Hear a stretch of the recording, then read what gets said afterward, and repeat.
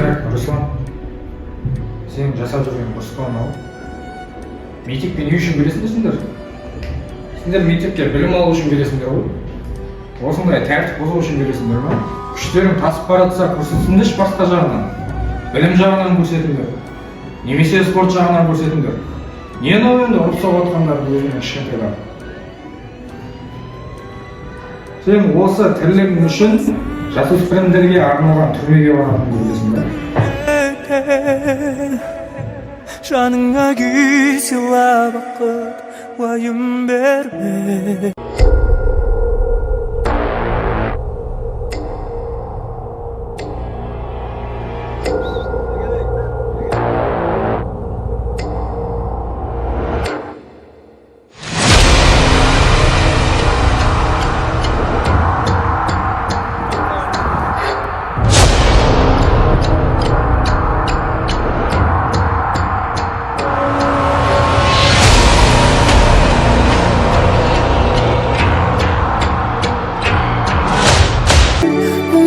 Сәттерде